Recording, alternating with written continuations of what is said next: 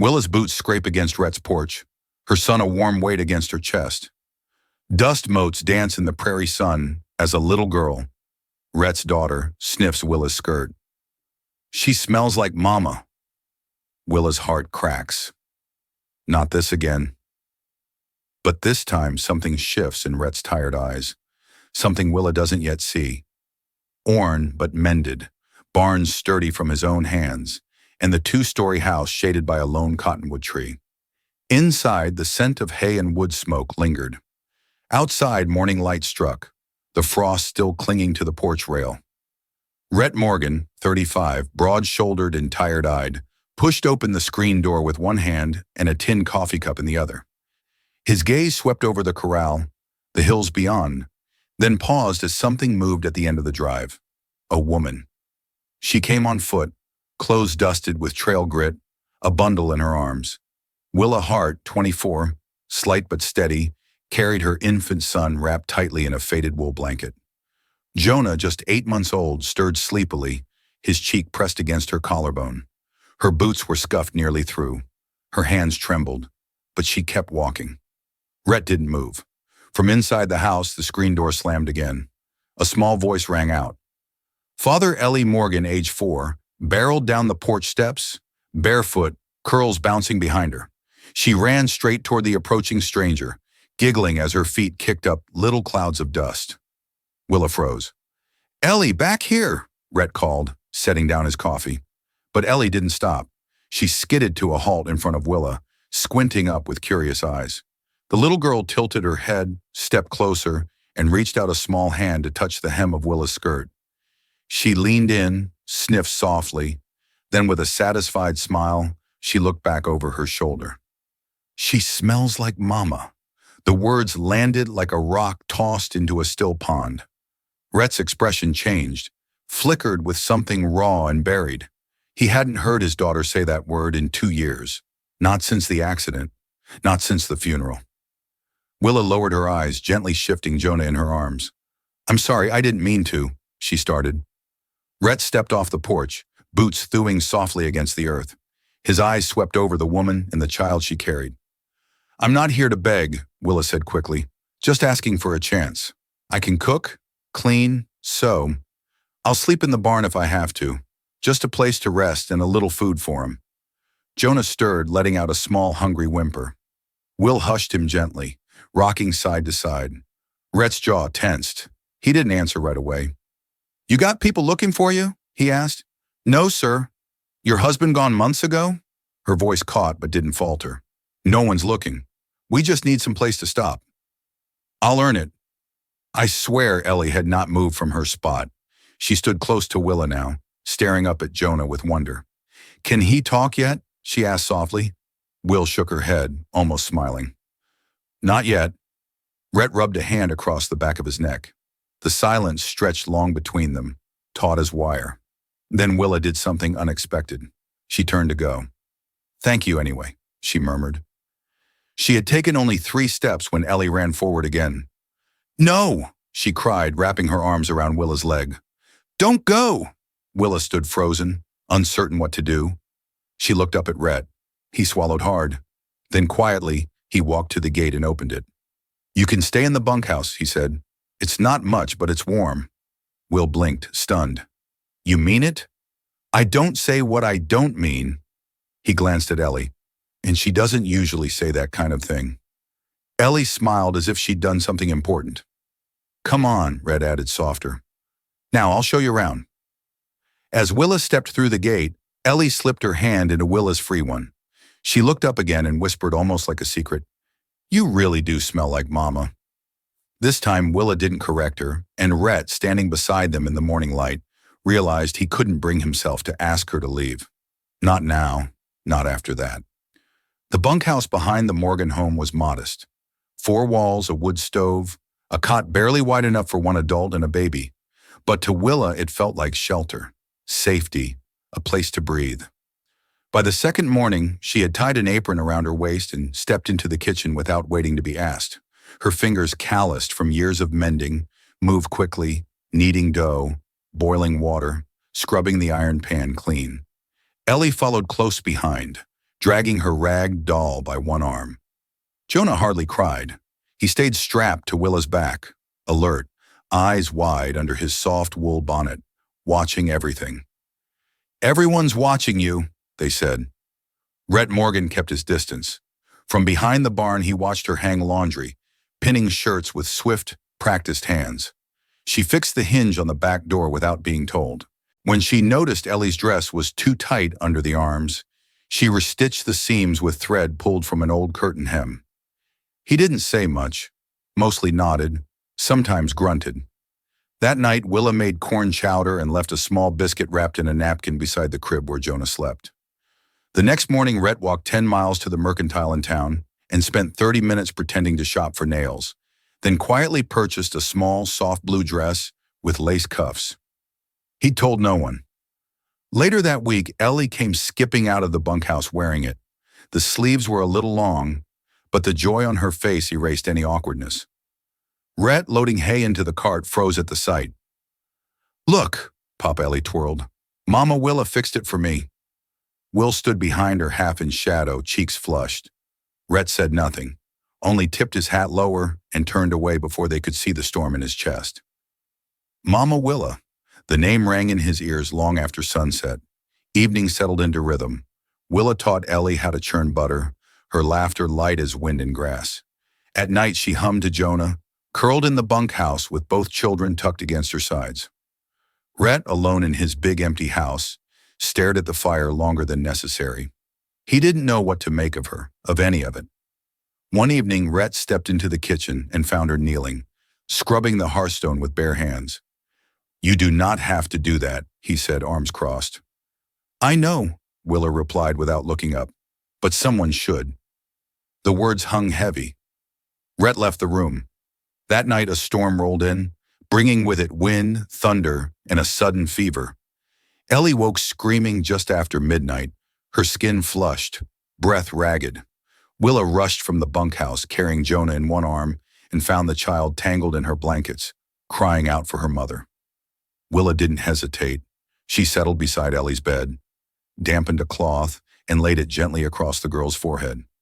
Jonah fussed, then fell quiet as Willa rocked Ellie slowly, whispering soft nothings. The storm raged outside. The lantern flickered low.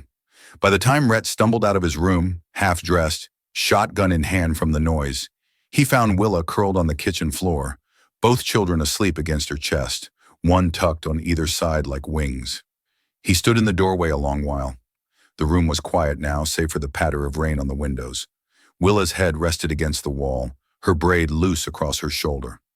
Jonah's fingers clutched the hem of her blouse. Ellie's cheek pressed into her side, mouth open in sleep. Rat didn't speak. He didn't move. Eventually, he crouched and lifted a blanket from the sofa, laying it gently over all three. His hand hovered above Willa's shoulder for a second longer than it should have, then pulled back.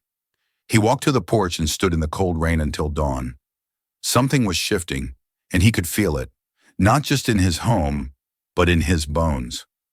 Willa stood at the wash basin, sleeves rolled past her elbows, scrubbing the soot from a kettle that had long since lost its shine. Outside, Ellie played in the dirt with Jonah nearby, stacking rocks and pretending they were cakes. Rat watched from the doorway, arms folded.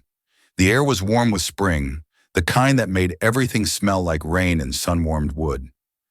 "You do not talk much about where you came from," he said, voice low. Willa didn't turn. "Not much worth telling." He said nothing, just waited. "My father drank. Mean kind of drunk. Mama died when I was 10. After that, I cooked, cleaned, kept the fire going. When he was sober, he'd cry and say sorry. When he wasn't, he'd throw whatever was closest." She rinsed the kettle. "I married to get out. Thought I was choosing safety." She paused. "He left the day I told him I was with child. No note, just gone. That was in winter. Jonah was born in spring." Rhett stepped into the room, silent as a shadow. He reached for the tin cup near the hearth, filled it with water, and set it beside her hand. "I do not know what to say to that," he said. "I don't need you to," Willa replied. She finally looked at him. "What about you? What happened to Ellie's mama?" He stared at the floorboards. His jaw worked a second before he spoke. Jane died the day after Ellie was born. She bled too long. I rode 12 miles in the dark to fetch a doctor, but he came too late. He exhaled slowly. Ellie cried for hours that night. I just sat there holding her, looking at the door, waiting for Jane to come back through it. Well, it didn't move. I buried her behind the cottonwoods, Rhett said, voice gravel thick next to her horse. She loved that animal more than anything. There was no need for more words after that, but words found them anyway, just not theirs. By the second Sunday of the month, whispers had taken root in town. At the general store, women looked longer than necessary. At the pump, one man muttered under his breath and spat near Rhett's boots. She's been there too long, ain't she? I heard she sleeps in his house now. I reckon he likes the company under his roof. The worst of it came at church.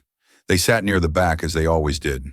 Willa in a plain blue dress, Ellie nestled close, Jonah asleep in her arms. Rhett beside them, hands clasped, head bowed. The sermon passed uneventfully. The prayers came and went, but as they rose to leave, a woman stepped into their path. Clara Finch, widow, landowner, known for her crisp gowns and sharper tongue. My, she said, eyeing Willa. The good Lord surely blesses some more than others. A roof, a job, a man's house. Tell me, Rhett, is this one of those arrangements where help means something else?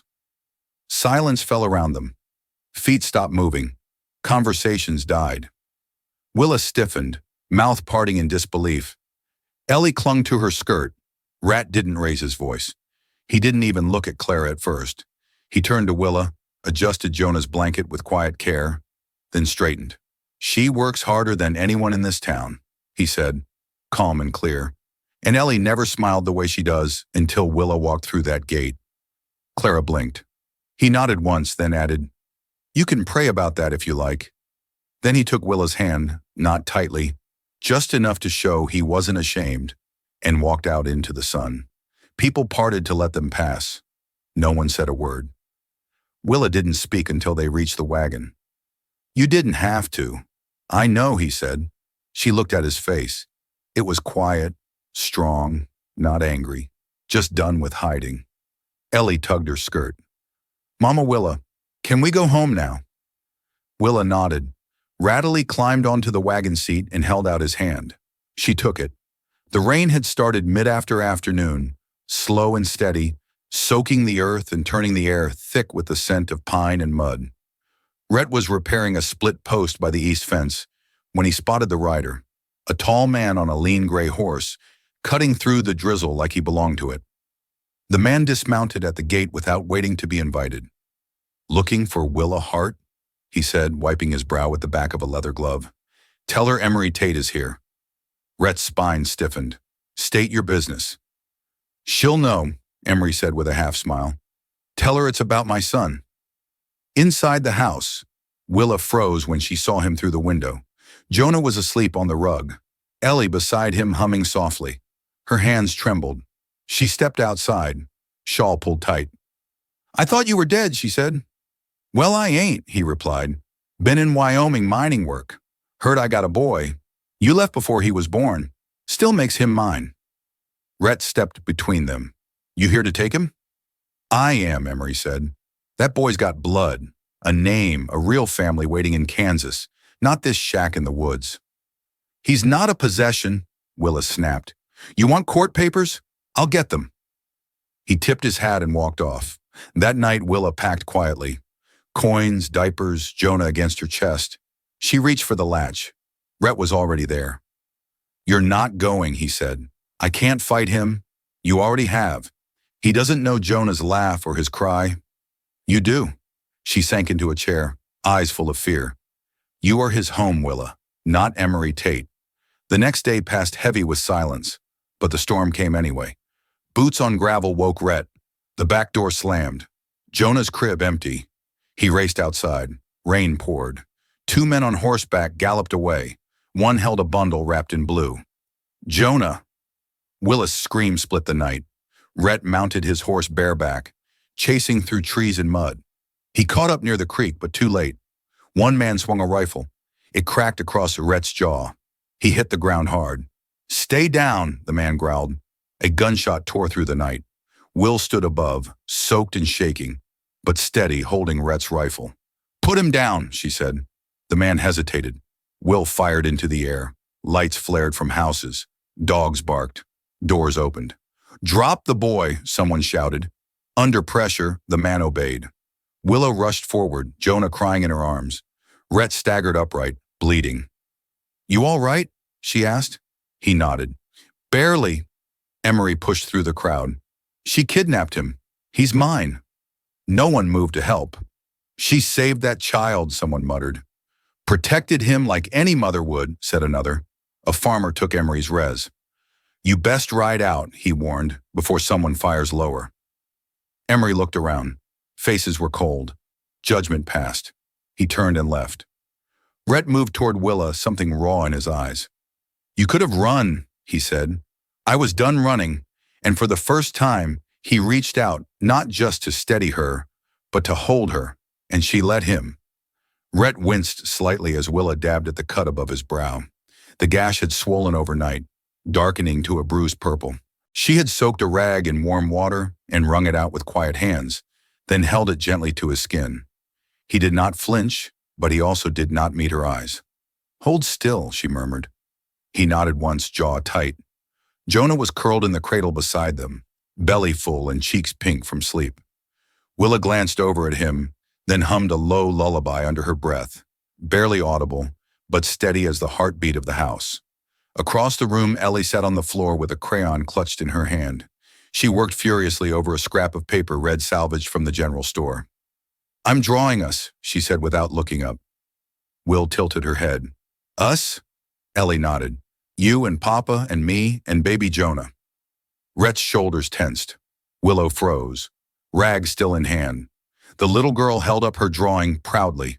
4 stick figures under a bright yellow sun. One had long red hair. One wore a wide-brimmed hat.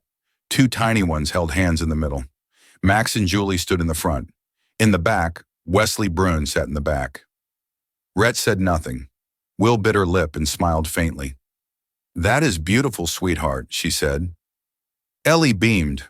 Later that afternoon, the storm clouds cleared. The fields behind the barn steamed under the touch of sunlight, and the sky stretched wide in gold above the hills. Rhett hitched up 2 horses, letting them walk slow and easy. Willa took Jonah in the sling against her chest, and Ellie bounced along beside, one hand clinging to her papa's. For a while, no one spoke. They simply walked. The only sounds were hooves on damp earth and the whistle of birds in the thickets.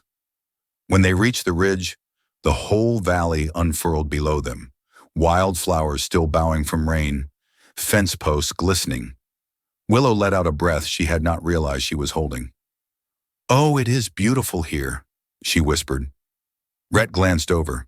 She was smiling, not cautiously, not politely, but full and real, for the first time. Her hair caught the light, and the damp wind carried her laugh down the hill like a promise. He did not smile back, but something inside him loosened. That evening, after Ellie had gone to bed and Jonah lay sleeping in the cradle, Rhett stepped onto the front porch. The sky was inky above, stars scattered like silver dust. The swing creaked softly in the breeze. It had been broken for years, ever since Clara, his late wife, fell ill. She used to sit there on warm nights, humming songs and sipping tea while Ellie kicked in her belly. Red had not touched the swing since, but tonight he crouched beside it with a new length of rope and a sanded board. His fingers were rough, but steady. The porch lantern flickered as he tightened the last knot. Then he did something he had not done in a long time. He added a second seat just beside the first. Close, but not too close. When Willa stepped out to hang a towel, she paused at the sight. Rhett stood with his hands in his pockets, looking at the swing as if unsure whether to sit down. Willa didn't say a word. She walked to the swing, ran her hand along the smooth wood, then sat in the new seat. Rhett slowly lowered himself into the old one beside her. The swing creaked again, but held. They rocked in silence, shoulder tossed shoulder, but not touching, as crickets began to sing. Willa folded her hands in her lap. "Thank you," she said quietly. Rhett glanced sideways. "For what?" She looked straight ahead. "For giving me a place to breathe." He said nothing. But after a long while, he reached down and gave the swing one gentle push. The sun had not yet risen when Rhett's father arrived. A dark carriage rolled up the path, flanked by dust and silence. It had been years since Elias Morgan last set foot on the ranch, but his presence filled the house like smoke, thick, lingering, and hard to breathe. He was a tall man with a stern jaw and cold blue eyes, dressed in city black despite the heat. Ellie hid behind Rhett's legs when he stepped down from the carriage. "I heard troubling things," Elias said by way of greeting. "So I came." They sat in the parlor. Willa stayed in the kitchen out of sight, holding Jonah close while the men spoke low behind the walls. Elias did not mince words. "A woman with a bastard child working under your roof. The town talks, Rhett, and I raised you to rise above scandal, not wallow in it." Rhett's voice stayed even. "She works hard. She is kind. Ellie adores her. She is not your wife, and she never will be." Silence. Then the scrape of a chair. "She does not belong here, son," Elias said quietly. "Find someone worthy of your name." Willa did not cry when she heard. She simply turned away from the kitchen door, walked upstairs, and began to fold her things. There was not much. 2 dresses, a shawl, a jar of salve, the cloth sling Jana slept in. She packed without haste, brushing her fingers once over the edge of Ellie's drawing, still pinned near her bed. Jonah cooed softly as she fastened the satchel. Her hands trembled, but she didn't stop. She waited until twilight. When Ellie was napping and Elias had retired to the guest room, Willa slipped down the stairs and out the back door, heading toward the stables. She would not wake Rhett. She would not make this harder than it had to be. The barn smelled of hay and pine and memories. She led her steps quietly to the saddled mule she had readied earlier. She was tightening the strap when footsteps crunched behind her. She turned. Rhett stood there in the fading light, arms loose at his sides, eyes shadowed with something unreadable. "I am not here to stop you," he said. She looked down. "I overheard what your father said. I figured." Her fingers gripped the mule's strap tighter. "He is right." Rhett took a step forward. "Is he?" She did not answer. He exhaled, voice low.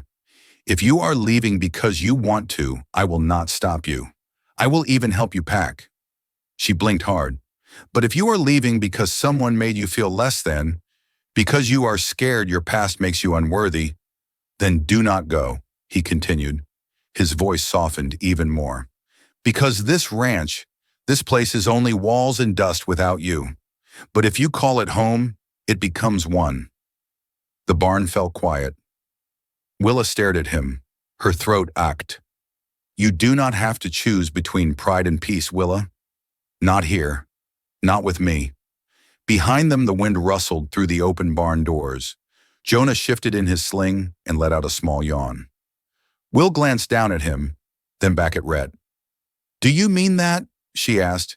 "I have never meant anything more." She looked toward the road, then at the mule, then at the man standing in front of her, who had not reached to grab her, had not begged, had only spoken plainly. And in that stillness, something inside her shifted. She unbuckled the strap from the saddle. Then silently, she walked back across the barn and stood beside him. Rhett did not smile. He only nodded once and opened the door wider for her. She stepped through. The summons arrived on a gray morning, a folded letter sealed in wax and delivered by a deputy with a grim face. Willa read it twice before her knees buckled. Emery had filed a custody petition. The document stated that Willa Hart was an unfit mother, citing her unstable past, lack of income, and moral irregularity. It included signatures from townspeople, 2 churchgoers among them, claiming she left Jonah unattended and was living in sin under a man's roof. Rhett read the letter in silence, jaw clenched. "He's not going to take him," Willa whispered. "He cannot." "We will fight this," Rhett said. That night he wrote to a lawyer in Denver, a man he had once trusted. He explained everything: enclosed birth records, notes on Emery's past, and a plea for help. The reply came fast. The lawyer would arrive before the hearing. They had a case, but it would be close. Then came the fire. After midnight, Ellie's scream tore through the night. Willa bolted upright. Smoke curled under the door. "The barn!" Ellie shouted, pointing at the window. Flames already danced above the grain store. Too fast to be an accident. Jonah Willa gasped. She remembered the crib had been moved to the cooled pantry near the barn. She ran barefoot into the dark, Ellie close behind. The heat seared her skin. Inside the pantry, Jonah wailed. Willa kicked the door open. Wood blistered her palms. She grabbed him, covered his tiny face, and staggered out. Ellie held a damp cloth to her mouth, eyes wide but brave. They escaped as the roof collapsed down near the stream. Fists hit flesh. Rhett had caught one of the arsonists, a boy in a torn coat Emmy's hire. They fought in the mud. The boy drew a knife. Rhett blocked the strike, but the blade tore into his ribs. He dropped the man with a final blow, then limped home bleeding. By dawn, the barn was ash. The lawyer arrived that afternoon. "You should be in a hospital," he said. "No time," Rhett replied. "The hearing's tomorrow." Will tried to stop him. He shook his head. "If we lose Jonah, I won't forgive myself." The next morning, the courtroom was packed. Emery sat at the Pliff's table, flanked by a preacher and a stern woman from the church board. Rhett entered late, leaning on a cane. His shirt clung to him with sweat. He took Willa's hand and held it. The judge called order. Emery's lawyer painted Willa as reckless, morally weak, unfit. They read statements, heads nodded, smirks followed. Then Rat stood. "My name is Rhett Morgan," he said. "I'm not Jonah's father, not by blood, but I've seen that boy grow. I've seen this woman raise him with more love than most people ever will." He turned to the judge. "No paper can measure that. No signature can erase what that boy feels in her arms." A hush fell. He faced Emery. "You left them. You don't get to rewrite the truth just because you came back in a coat with witnesses." He walked back and placed a hand on Jonah's back. "This is his family." The judge leaned back. Silence stretched. "I have heard enough," he said. He looked at Willa. "You will retain custody. Case dismissed." Gasps. Emery stood, but the bailiff moved toward him. Rhett exhaled, sinking into his seat. Willa wept silently. Jonah cradled in her arms. Ellie rushed down the aisle and wrapped herself around Willa's legs. Outside, someone clapped. Then another, not loud, not for show, but real. Rhett took Willa's hand again. This time, she did not let go. Spring came gently that year, unfolding over the hills like a hymn. The fields turned green again, dotted with wildflowers. Snow melt fed the creek with clear water. In the yard, Ellie and Jonah sat beneath the cottonwood, a basket of sticks and toy animals between them. "This one is the mama cow," Ellie said. Jonah gurgled, chewing on a wooden horse. Rhett worked nearby, fixing the squeaky kitchen cabinet Willa had mentioned. His sleeves were rolled, a smudge of paint on his cheek. He hummed under his breath, nothing recognizable but calm. Inside, Willa sat with her sewing basket, showing Ellie how to braid a doll's hair from leftover twine. "Like this, Mama Willa." Will smiled. "Just like that, sweetheart." The name no longer made her flinch, not because it was expected, but because it felt true. Later, as Rhett entered with wood dust on his shirt, Willa brushed his shoulder. "You still collect it like the stove might vanish," she teased. "Old habits," Rhett said, then added with a crooked grin. "Or maybe I just like keeping warm." The town had changed too. A note arrived from Mrs. Cartwright, the same woman who once scorned her. It read, "You are welcome for tea on Sunday. Bring the little ones." Will read it twice. Rhett only shrugged. "She is trying.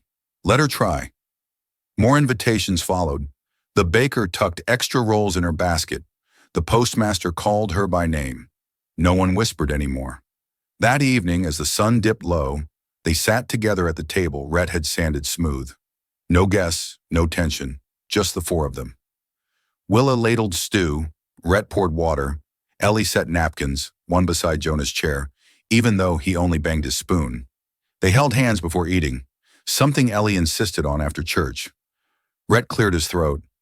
"Thank you for the food and the hands that made it," he said, squeezing Willa's fingers. They ate quietly, the fire crackling. Then Ellie leaned over and sniffed Willa's sleeve. "She smells like Mama," she said again, like it was the first time. Rhett paused mid-bite. He looked at Willa. He didn't look away. Her eyes were damp, but her smile was steady. "She does," he said.